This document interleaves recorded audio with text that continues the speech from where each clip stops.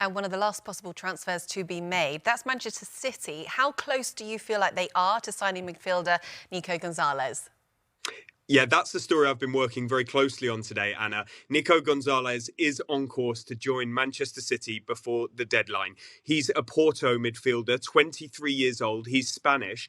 And he comes at a price of around 60 million euros, which is actually a release clause in his contract. Some of the money will go to his former club, Barcelona, who have a sell-on clause from when they sold him to Porto.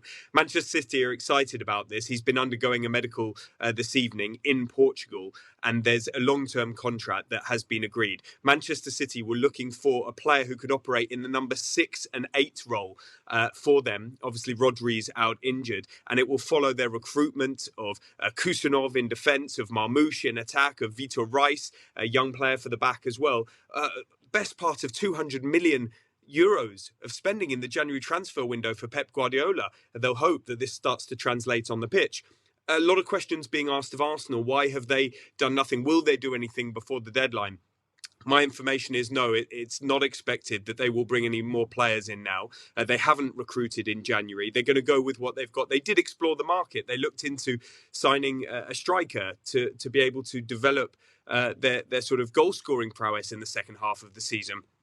And an approach was made to Aston Villa for Ollie Watkins, suggestion of around £40 million. Villa wanted more like 60. When it was clear Arsenal were a lower figure, then they decided to pivot their attention to selling John Duran, and that ended up happening to the Saudi Arabian Pro League and Al Nassr over there, Cristiano Ronaldo's team, 77 million euros plus add-ons, which meant Ollie Watkins, the target of Mikel Arteta, was not able to move. They would have looked at other options, but really they want to keep their powder dry for the summer when they're going to attack the striker market.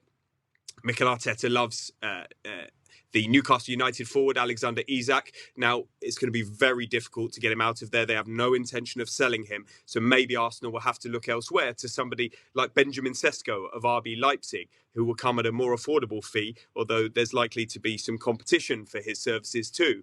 But Arsenal will have felt that it was better not to throw money away. If a loan came up, if something that they wanted to do in the summer could be brought forward, then they were prepared to do it. And the Cronkies, the ownership, would have backed them as they've done in recent years. But Mikel Arteta did not want to just bring a body in for the sake of it. It's why he didn't push harder for somebody like Matthias Tell, who we talked about earlier, is on course to join Tottenham, although that is not done yet, because he's not an out-and-out striker.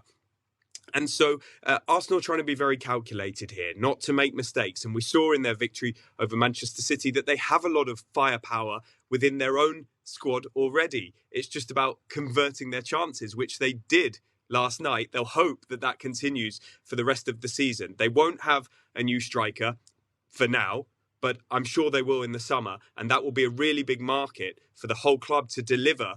And they'll hope that they use this time in between to prepare for that.